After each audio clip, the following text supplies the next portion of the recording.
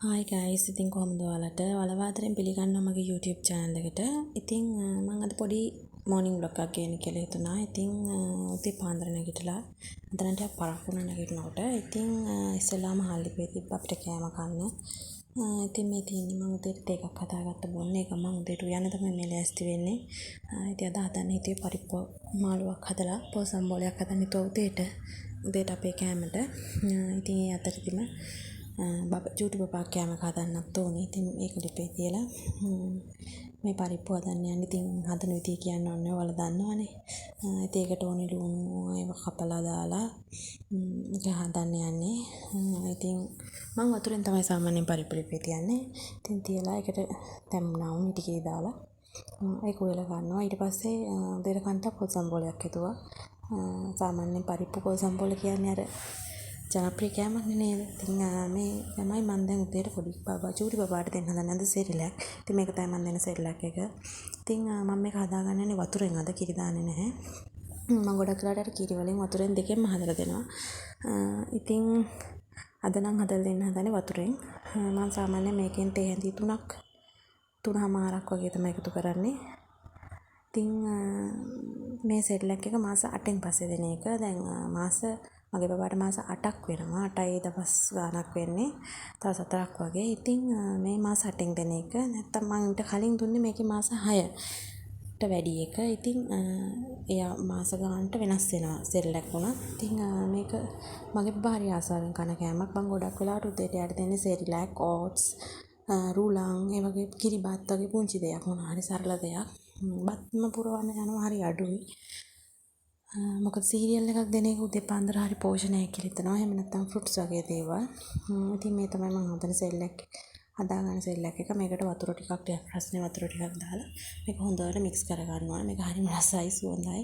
මම සමහරවිට මේකත් එක්ක ෆෘට්ස් වර්ගයක් දෙනවා. සමහර දවසට අද නම් එහෙම දෙන්නේ. අද සෙල්ලක් එක ප්ලේන් සෙල්ලක් එකක් විතරයි අදයට මම ඔෆර් කරන්නේ. තාමන් ගොඩක් වෙලාවට යට උදේට කුරක්කන් කිතුල් පිටි කැඳ ඒ වගේ දේවලුත් දෙනවා. ඒ කියන්නේ පොරිජ් වර්ග එක එක පොරිජ් කැඳ වර්ග දෙනවා. ඉතින් චූටි බබෙකුට මම සාමාන්‍යයෙන් මගේ ලොකු දුවටත් එහෙමයි කැඳ වර්ග තමයි ගොඩක් හොඳට දුන්නේ. එහෙම නැත්නම් පෑන් කේක් වගේ ඕට්ස් බනානා පෑන් කේක්, කුරක්කන් පෑන් කේක් ඒ වගේ දේවල්. නැත්නම් රුලන්. ඉතින් මේ තියෙන්නේ මම දැන් ඔලිව් ඔයිල් එක. ඉතින් සමහර ලාට මම ගොඩක් වෙලාවට උදේට ඔලිව් ඔයිල් ඇඩ් කරනවා බබාගේ කෑම එකට. ඒක හරිම පෝෂණය චූටි බබාට ඔලිව් ඔයිල් අනිවාර්යෙන් වැදගත් ඇඟේ ප්‍රතිශක්තිකරණයට. ඉතින් ඔන්නෝම තමයි මම බබාට කවන්නේ. ඉතින් එයා කන්න ගියාම නම් ගා ගන්නවා නා ගන්නවා හැමතැනම. ඉතින් අක්කත් ළඟින් තියාගෙන අක්කගේ කෝලන් ටිකට නංගිට මම කවා ගන්නවා. ඉතින් එයා සාමාන්‍යයෙන් උදේ පාන්දර 8:00මාර වගේ අතරේ කෑම කන බබෙක්. එයා සාමාන්‍යයෙන් උදේ 6:00 අතර නැගිටිනවා. ඒ නැගිට්ටාම මම එයාට පැයකින් විනාඩි 45කින් විතර වගේ අර කිරි එකක් දෙනවා. ෆෝමියුලා එක දෙනවා. ඒ දීලා තමයි ඊට පස්සේ පැයකමාරකින් දෙකකින් වගේ තමයි අර කෑම දෙන්නේ. ඉතින් එහෙම තමයි කන පුරුදු වෙලා ඉන්නේ. කිරි බිව්වා කියලා නැහැ. මගේ බබා නම් කෑම කනවා. ඉතින් මේ හස්බන්ඩ් රෙදි හොදලා රෙදි වේලෙන්න දාලා අපිට නම් මේ දවස්වල කිසිම අවුවක් නැහැ. නිකන් අමුතු සීතලක් එක්ක වැස්සකුත් නැහැ අවුවකුත් නැති අමුතු සීතලක් තියෙන්නේ. ඉතින් මේ වුණාට බබාලගේ රෙදි සෝදන්න එපා. ඉතින් මේ අක්කා බබා එයා ගොළු පීරනවා. ඉතින් මේ එයා මූණ හොදලා දත් මැදලා කෑම කන්න ලෑස්ති වෙලා ඉන්නේ මේ. ඉතින් එයාගේ කොණ්ඩේ පීරන්න ඕනේ. කොණ්ඩේ පීරලා කොණ්ඩේ බැඳලා එයාගේ වැඩ ගොඩක් වෙලාවට තනියෙන් කරගන්නවා. මොකද මම එයාගේ වැඩ තනියෙන් ඉන්ඩිපෙන්ඩන්ට්ලි කරගන්න පුරුදු කරලා තියෙන්නේ. එයා මූණ හොදලා දත් මැදලා එයාට කරන්න පුළුවන් දේවල්, එයාගේ රෙදි ටික නමා ගන්න දේවල්, එයා ඒ දේවල් හැම දෙයක්ම වගේ තනියෙන් කරගන්නවා. ඉතින් ඔළුව පීරන්න පුංචි දේවල් ටිකක් තමයි මට කරන්න තියෙන්නේ. එයාට තනියෙන් කරගන්න බැරි දේවල්. ඔළුවත් පීර ගන්නවා. හැබැයි ඉතින් ඒක නිත් නෑනේ. ඉතින් මම තමයි ඔළුව පීරන්නේ ගොඩක් වෙලාවට. ඉතින් දැන් එයාට කෑම දෙන්න ඕනි.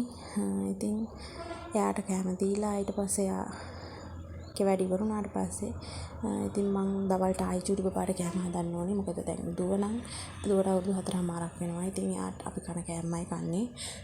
ඉතින් මං චූටි දුවට නම් අද දවල්ට හදන්න කියලා හිතාගෙන ඉන්නේ රුලන් කියන්නේ රුලන් සහ සෙරිලක් මික්ස් කරලා මම ෆස්ට් ටයිම් තමයි ඒක හදන්නේ. කොහොම වෙයිද දන්නේ නැහැ. ඉතින් මේ තියෙන මම හදපු එක රුලන් ටිකක් ෆ්‍රයි කරලා ඒකට වතුර ටිකක් රට ඉඳි ටිකක් හීනියට චොප් කරලා දාලා ඒක තමයි මේ. ඒක ලිපෙන් එළියට අරගෙන ඒකට මම සෙරිලක් ටිකක් මික්ස් කරා. ඒක මාර මසයි. ඔයාලා try කරලා බලන්න. ඉතින් මම මේ වීඩියෝ එක මෙතනින් ඉවර කරනවා. ඔයාලට ආයි ලස්සන vlog එකක් අරගෙන ආයි හම්බ වෙනකම් bye.